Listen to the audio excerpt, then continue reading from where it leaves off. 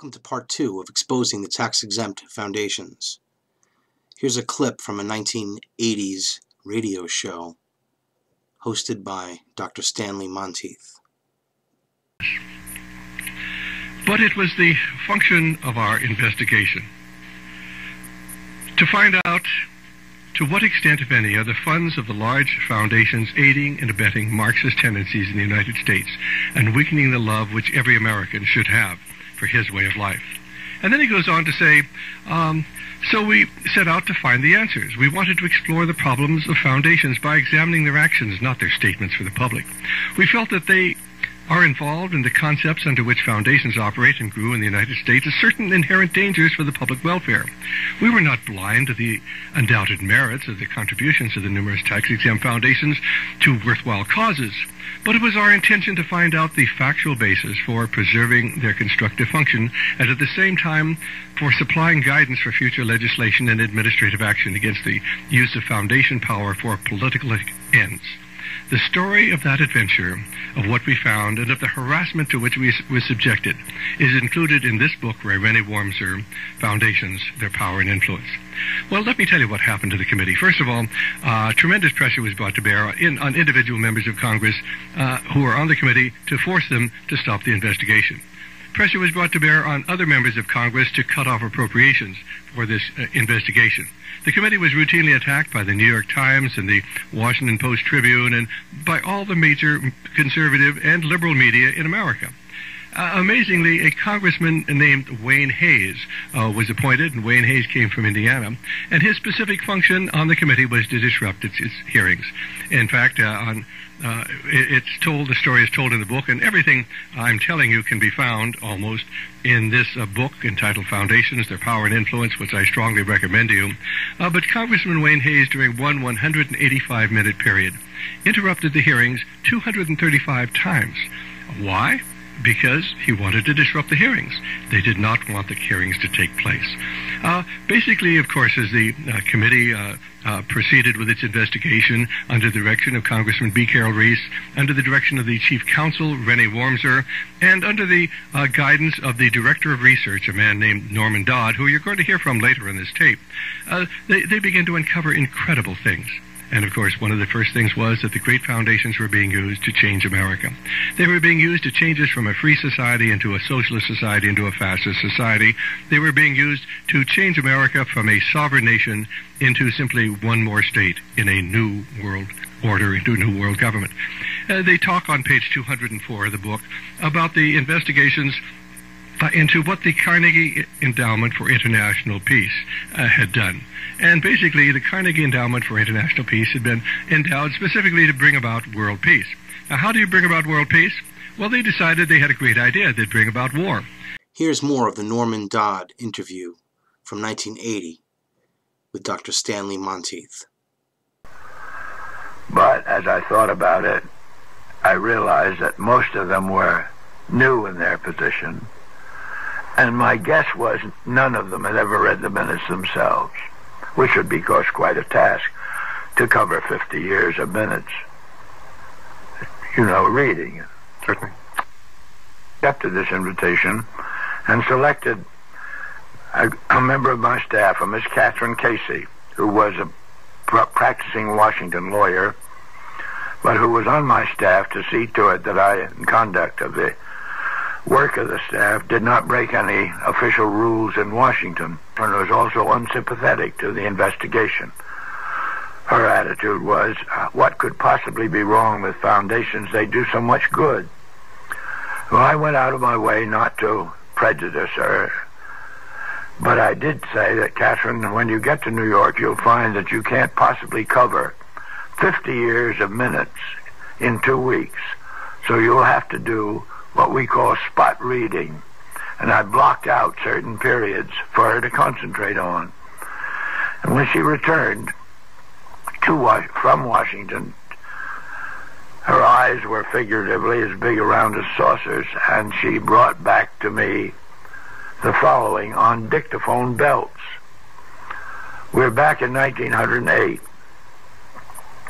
and the trustees meet, and they raise this question among themselves: Namely, is there any means beside war known to man more capable, assuming you wish to alter the life of an entire people?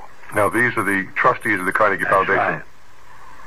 And they discussed this question in a very learned fashion for approximately a year and come up with the conclusion that war is the most effective means known to man, assuming you wish to alter the life of an entire people. So then they bring up a second question, namely, how do we involve the United States in a war? And I doubt if in 1909 there was any subject more removed from the minds of us as a people than our involvement in a war. There were shows going on in the Balkans, and most of the people of this country hardly knew where the Balkans were. And they conclude that they must control the diplomatic machinery of the United States. And that raises question number 3, namely, how do we secure that control? And the answer comes up, we must control the State Department. And from that time on, their activities were centered on securing control of the State Department. Now, as a means to that end, the endowment founded an instrumentality called the Council for Learned Societies. And that council was assigned the task of passing on every high official appointment to the State Department before the appointment was confirmed. At that point, this finding linked up with what we had already suspected, but nevertheless here was confirmation of it. Well, this happened, and pretty soon the country was in a war, which came to be known, of course, as World War I.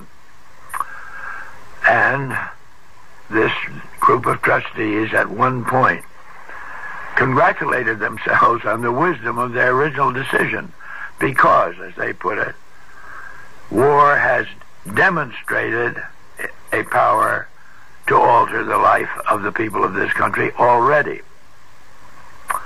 And then their interest centered on seeing to it that we as a people did not revert to our customs and our practices which prevailed prior to the outbreak of World War I. And they decided after the war was over that that meant we had to control education in the United States. And so they realized that this was a very prodigious task. So they approached the Rockefeller Foundation and made the suggestion that the Rockefeller Foundation take on half the problem and they retain the other half. They divided it between those subjects which were domestic in their significance and those which were international. And they together, the Rockefeller Foundation and the Carnegie Endowment, decided that the crux of the matter lay in their ability to alter the teaching of American history in this country. So they approached then 3 of the most prominent historians with that suggestion, and they were turned down flat. So then they decided they'd have to build their own stable of historians. And so they then approached the Guggenheim Foundation, which specialized in awarding fellowships, and said, figuratively, when we find a likely young man who's headed to become a teacher of American history, and will you grant him, on our say-so, a fellowship? And the answer was, yes, we will. So they gradually assembled 20. And they took these 20 to England, London.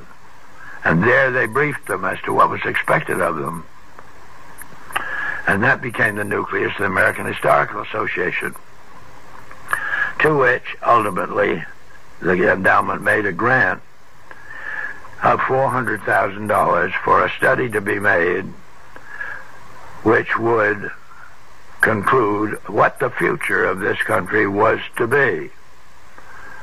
And at the end of 1932, this study comes out in 7 volumes, the last volume of which was a summary of the other 6. And it ended on the note that the future of this country belongs to collectivism administered with characteristic American efficiency. And that became I'm using today's language, that became the guidelines for higher education in this country. And then coincidentally with that, then books began to appear, all of which were detrimental to our vision of our own patriots who had signed the Declaration of Independence, and they were downgrading these men. Witness the most recent book on Jefferson that had to do with his having enjoyed a colored mistress and things like that. But no reason to write that sort of thing. Now, were many of these books that have come out through the years funded, financed, subsidized by the great foundations? Through the medium of their support of certain publishing companies, yes. Did the mass media in the 1950s adequately cover the findings of the Reese Committee? Oh, no. Was there any effort? Most reaction through the media were aimed at criticism of me as a personality, and let it go at that. Well, certainly when the book, The Foundations, Their Power and Their Influence, came out, this was basically a book that covered the background of the findings of the Reese Committee. Did this book get any coverage as far as book reviews? Was it widely circulated? No. Did the public have an opportunity to find out what the great foundations were really doing? No, this book circularized, or became circularized through the medium of what we refer to as the conservatives in this country.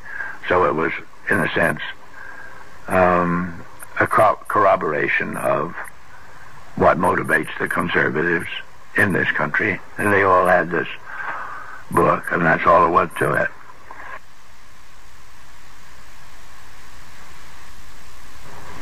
And this discrepancy and these contrasts and these contradictions are the telltale part that those who have imposed these practices on us as a people are scared to death that it's going to be picked up and stressed and taught and so forth and so on.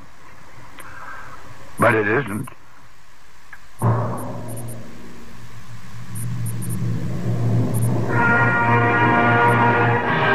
And so Norman Dodd reveals in an interview from 1980 the fact that education is what shines the light of truth on sinister forces. Here at Radio Liberty, we strive to make educational materials available to you. Please write us with your request for a copy of the Radio Liberty Resource Brochure. It will be our pleasure